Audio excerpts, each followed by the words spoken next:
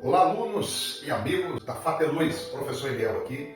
É um prazer muito grande estar com vocês em mais uma exposição das Escrituras. Estou numa série de exposição de carta aos Tessalonicenses. Já fizemos a primeira epístola e hoje estamos entrando na segunda carta do apóstolo Paulo aos Tessalonicenses. A segunda carta, no capítulo 1, mas antes de entrar, eu não posso deixar de mencionar e de fazer um pedido especial a todos vocês. Você que está aqui pela primeira vez, aproveita já para se inscrever no canal, dá um like, dá um joinha, se inscreva, ativa aí as notificações e compartilhe as nossas aulas, as nossas reflexões em suas redes sociais e aos seus contatos. Hoje nós vamos falar da segunda carta de Paulo aos Tessalonicenses. Na primeira aula, eu já tenho, da primeira epístola, como nasceu essa igreja, num período de perseguição, quando Paulo saiu de Filipos e foi para essa cidade. O nascimento dessa igreja está registrado em Atos dos Apóstolos, capítulo 17.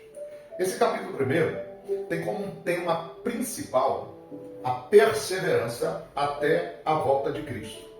A primeira parte desse capítulo 1 trata da saudação de Paulo, nessa segunda carta aos Tessalonicenses, que vai do versículo 1 ao versículo 2. Você pode conferir na sua Bíblia. No versículo 1 e versículo 2, você vai observar que essa segunda carta foi escrita provavelmente meses depois que Paulo fez a primeira.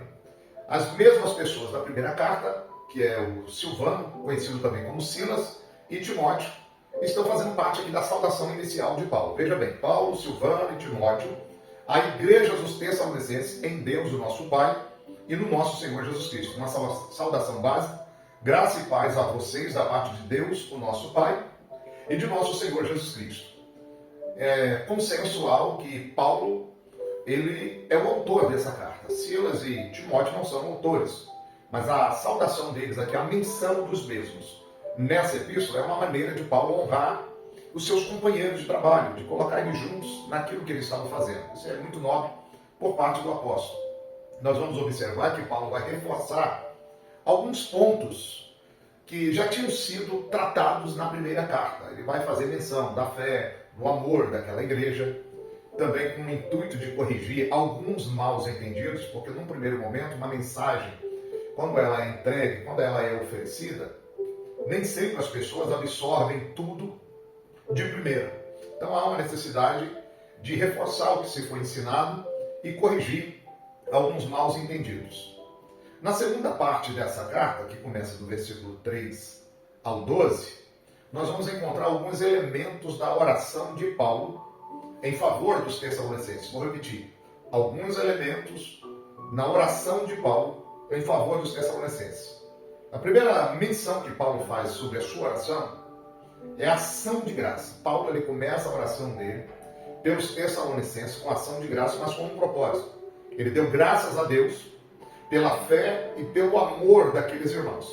E disse que eles continuassem fiéis até a vinda do Senhor. Então Paulo aqui no versículo 3, ele diz: eu dou graças a Deus por vocês, como é justo, porque a fé de vocês tem crescido cada vez mais e o amor de todos vocês, uns pelos outros, tem transbordado. O sinal de que a vida espiritual daquela comunidade estava crescendo foi o fato de que a fé que eles possuíam se manifestava em amor uns pelos outros.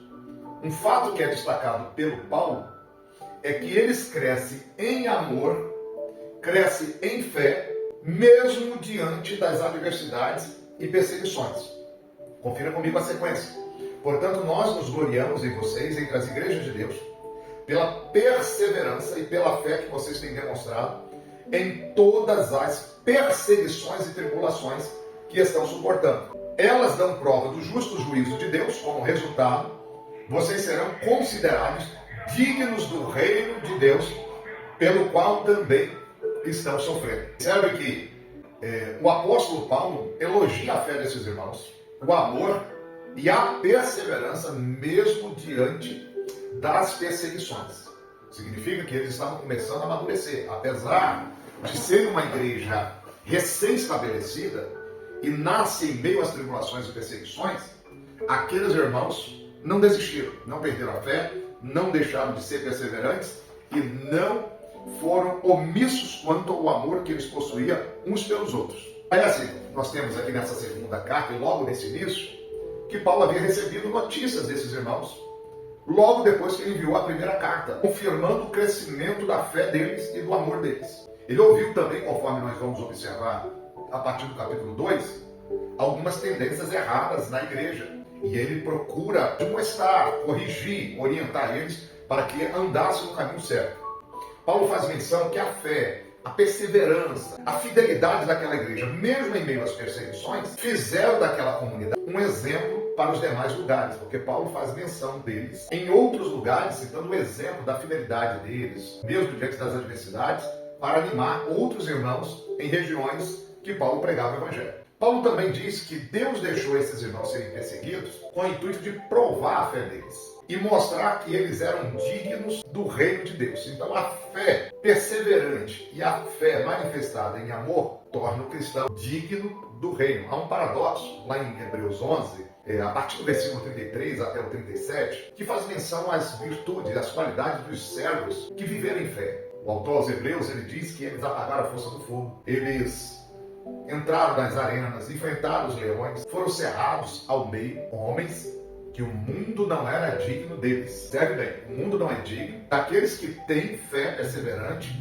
fé manifestada em amor, fé revelada em fidelidade. Mas ao mesmo tempo, eles se tornam dignos do reino de Deus. E observe que a tribulação, a perseguição, ela não vem para nos destruir, ela vem para provar nossa fé e reverberar numa dignidade de cidadão do reino de Deus.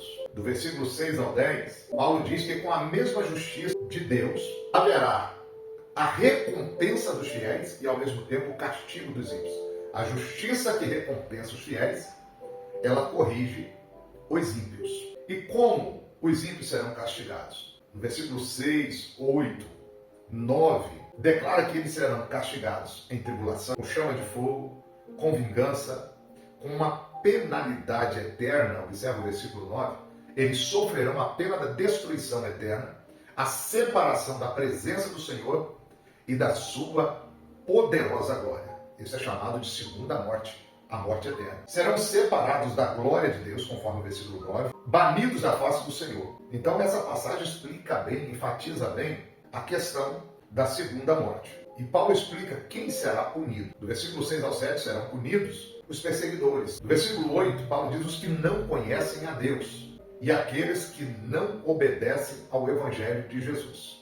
Em contrapartida, os fiéis serão aliviados. Olha o versículo 7. E dar alívio a vocês que estão sendo oprimidos e a nós também. Isso acontecerá quando o Senhor Jesus for revelado lá nos céus com seus anjos poderosos em meio às chamas de fogo. Observe que, enquanto o ímpio é castigado, os fiéis recebem alívio, recebem a presença de Jesus e o poder vingador do Senhor, manifestando o seu juízo contra aqueles que perseguem o Evangelho e a Igreja do Deus vivo. E, ao mesmo tempo, terão a oportunidade de glorificar e admirar Jesus. Versículo 10. Isso acontecerá no dia em que ele vier para ser glorificado por seus santos e admirado por todos os que creram, entre os quais vocês estão, porque creram no nosso testemunho. Do versículo 11 ao 12, Paulo fala dos motivos das suas orações. Na primeira parte, nós temos os elementos que são ações de graça, pelo crescimento espiritual dessa igreja, pela fé que eles possuíam. Mas agora ele faz alguns propósitos de oração, ele tem alguns motivos de oração. Primeiro, ele ora para que os irmãos se tornassem dignos da vocação. Por causa disso, oramos constantemente por vocês, para que o nosso Deus os faça digno da vocação e com poder cumpra todo o bem, propósito e toda a obra de fé. Observe que Paulo está orando para que eles se tornassem dignos da vocação, para que andassem conforme os chamados que eles possuíam. É claro que nessas cartas que Paulo enviou para os irmãos de Tessalônica, ele acreditava na importância da obediência de cada um. E ao mesmo tempo ele nunca esqueceu do fato que o homem precisa de Deus para realizar a transformação espiritual. Por último, Paulo desejava a glorificação mútua de Jesus e dos irmãos de Tessalônica. No versículo 12 ele diz: oramos assim, para que o nome do nosso Senhor Jesus seja glorificado por meio de vocês, e vocês nele, segundo a graça do nosso Senhor Jesus Cristo. Ele desejava essa glorificação mútua de Jesus e dos tessalonicenses como consumação da salvação. O alvo da obediência, primeiramente, glorificar a Cristo. O dom da graça divina é a glorificação dos santos juntamente com ele. Então Paulo ofereceu grande e eterna esperança aos cristãos que sofreram uma perseguição temporária. Então ele traz isso aqui logo no início, né, com o desejo, o anseio de ver na vida daqueles crentes que permanecesse, que continuasse na fé, no amor e perseverante até a vinda de Cristo, onde a salvação seria consumada. Na nossa próxima aula nós vamos falar no capítulo 2 sobre a ameaça do homem da iniquidade. Até o nosso próximo encontro.